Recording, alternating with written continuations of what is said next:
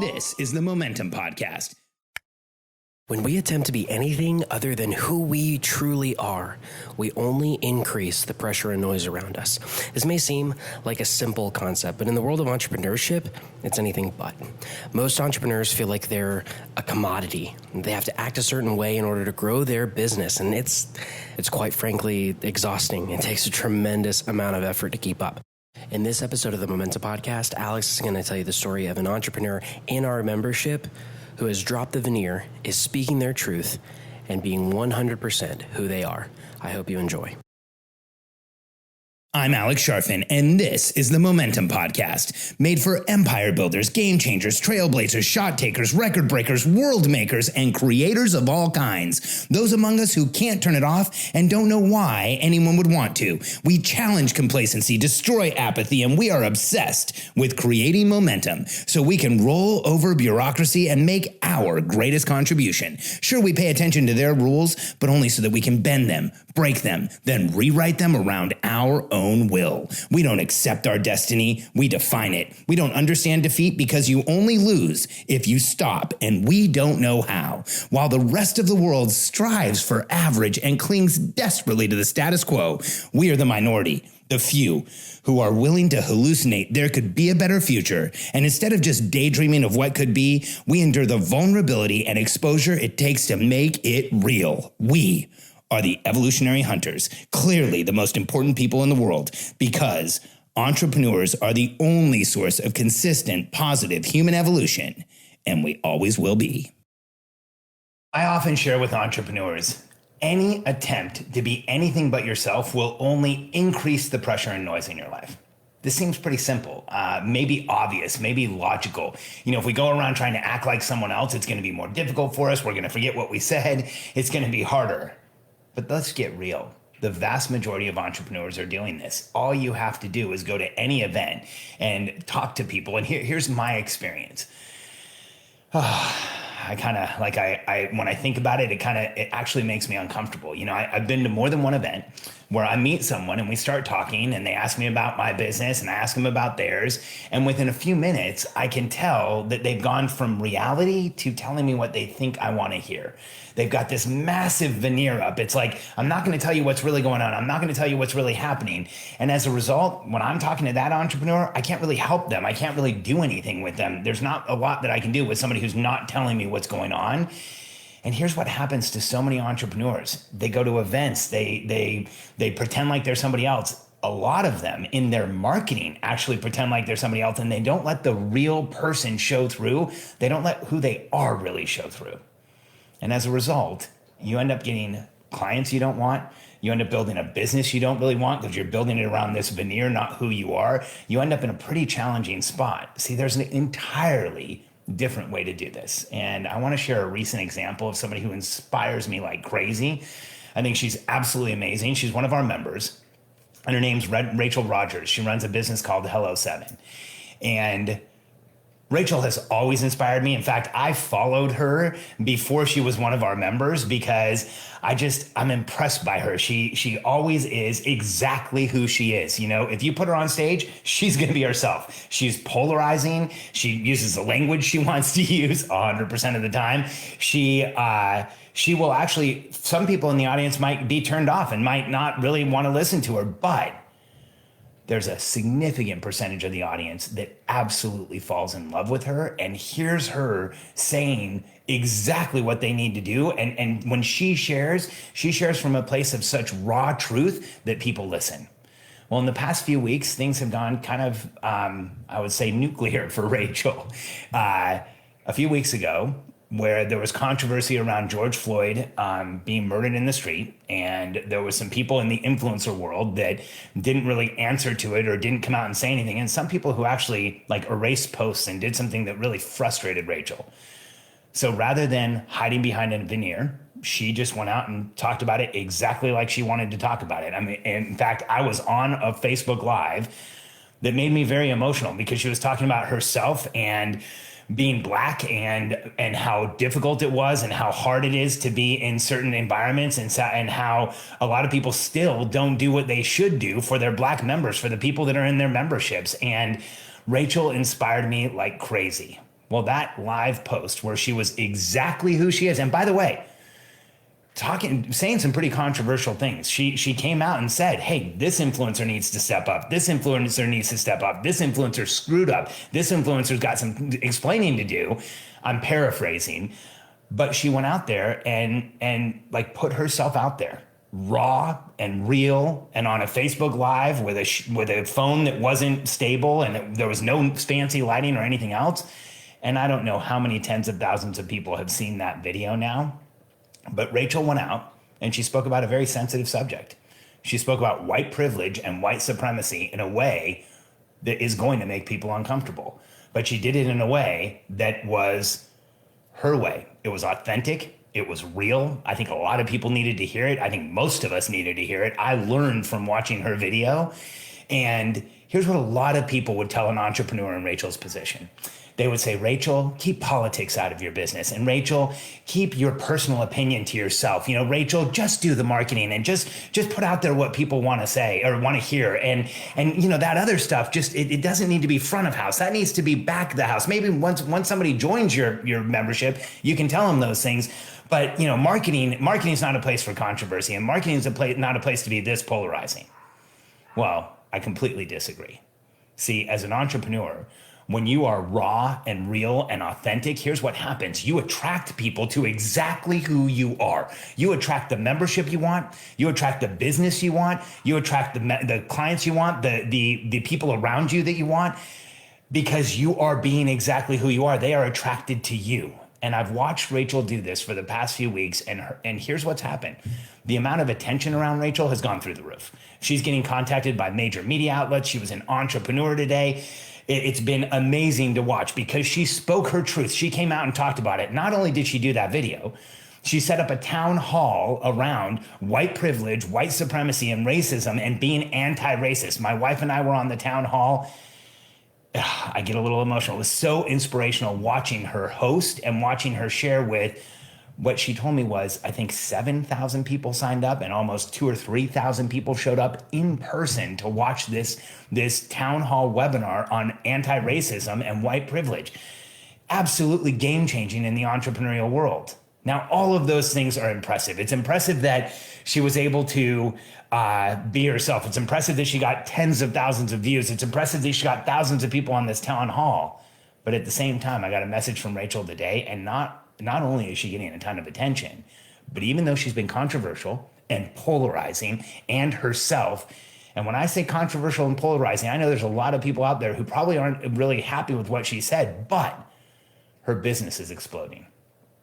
Here's my contention. When an entrepreneur is raw and real and vulnerable and exactly who they are, and you drop the veneer, you become magnetic. That's how I've always felt about Rachel. If she's in a room, I want to go sit next to Rachel and talk to her. If she walks in someplace, I want to go say hi to her. She always has felt that magnetic realness, that authenticity, that vulnerability, that she's willing to tell you exactly where she is. And as somebody who's investing money in learning, you want to invest money in somebody who tells it exactly like it is, who's upfront with you, who's real with you, who tells you where they're coming from. And if that lets you know you are getting the real human being. And so Rachel has completely blown me away in the past 2 weeks, and it's reminded me a ton of my early career. See, Rachel's younger than I am, and I wish that I had the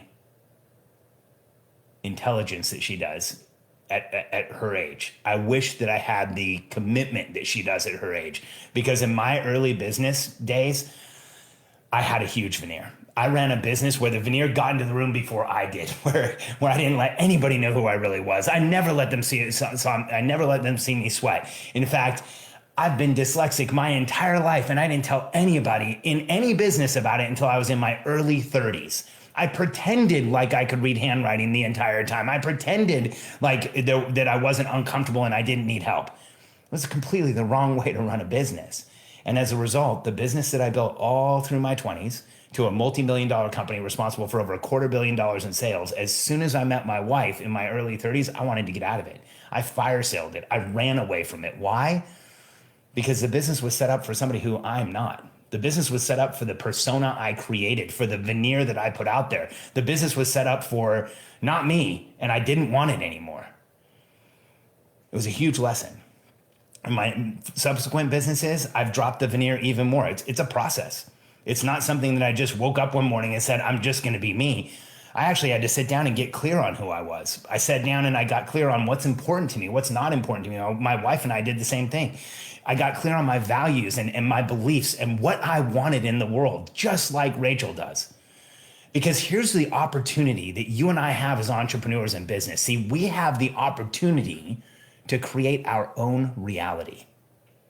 I know that sounds crazy, but let me explain what I mean. See, your focus determines your reality. Therefore, your reality is yours to create. And these entrepreneurs that are running around with the thick veneer and they don't want to tell people what's really going on and they don't want to be honest and they don't want to be real and they don't want to share the real beliefs of who they are, they're creating a reality that's chaotic and frustrating and confusing and not authentic and not real.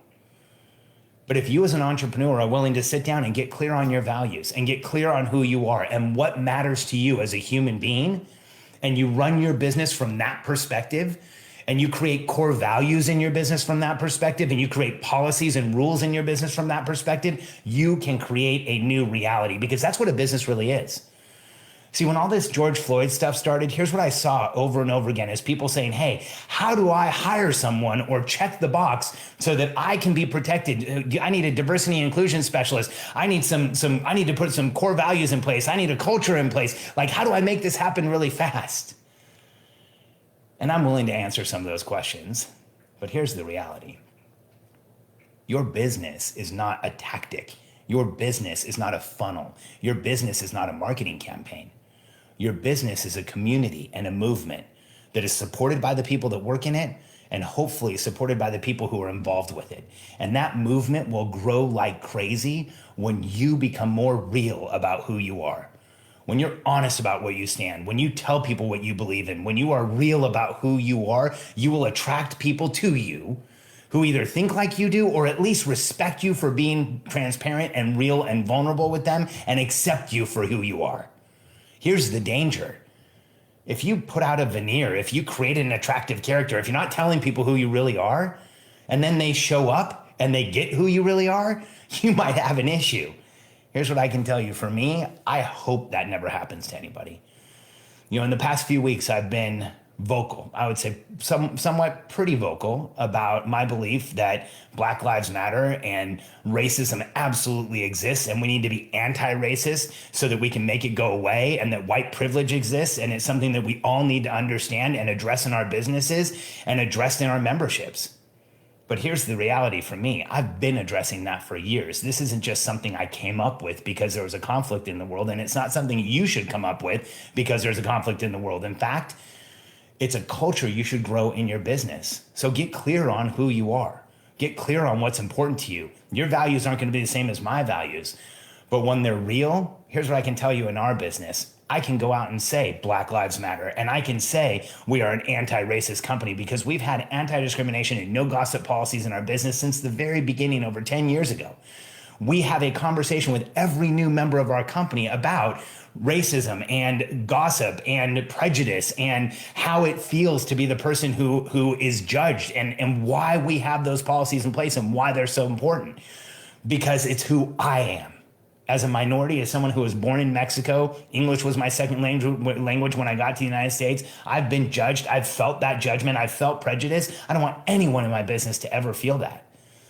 I certainly haven't felt anywhere near the prejudice or the judgment of my friends that are Black, but I know I have a small taste of what it's like, and there's no way that I ever want to allow that in my company. So for me, by dropping the veneer, what it really meant was creating a reality that I want to exist in. See, I love my business because the members who show up feel like old friends. And the conflict is at a very minimum because people know who I am, and that's why they're following me. And for you, if your business isn't growing like you want it, or if you're getting returns, or if you're not getting the traction you want, or if you're not getting the members you want, if you're not getting the connection you want, if you don't feel like you're magnetic enough, I have one question for you. How thick is the veneer, and how fast can you drop it, shave it down, get rid of it, and start being exactly who you are? If you take a minute and you look at some of the most influential people in the world today, A lot of them are there because we feel like they're authentic and they're real and they are honest with us. And that is what makes you magnetic. And so for you, ask yourself, are you showing people who you really are? Are you polarizing by just being real? Are you letting people know your beliefs? Are you building a business, not around a tactic, not around a system, not around a funnel, not even around a product, but around a culture that is important to you and that you want to see change the world? See, the way I look at it is the culture inside our business becomes the culture outside of our business as we grow and we take on new members and we help people grow. And you can too. So when it comes to being an entrepreneur, cast aside that never let them see you sweat stuff. Get rid of the veneer. Tell people what's really going on. Be honest about your feelings. And if you're in the middle of an emotional event and you feel like you need to go Facebook Live, just like Rachel did, and with the raw, real, true feelings you're having, go for it. Because at the end of the day, the more real we are, the more we let other people in, the more we share how we're really feeling, the more we're going to attract the people to us that we want around us. And just a quick story on, or just quick finish the story on Rachel. She just let me know recently that she's going to have the largest month in the history of her business. And she has it because she went out and talked about controversial subjects that a lot of people don't even want to hear about, but enough heard her, saw her, felt her to join her membership. If you want to check out Rachel's membership, you can go to hello7.co/club. And if you'd like to join our membership or see some of the information we have on how to grow your business and create systems and structure and process and routine so that you can go out and be authentic and be real, go to predictablebusinesssystems.com. We'd love to connect with you, predictablebusinesssystems.com. And keep listening to the podcast because I've already confirmed with Rachel. She's going to come on. We're going to do an interview about what's recently happened in her business, her explosive growth, and just what it means to be authentic and real and what can come out of it. I look forward to seeing you on that podcast. And if you're interested in connecting with us, again, it's predictablebusinesssolutions.com.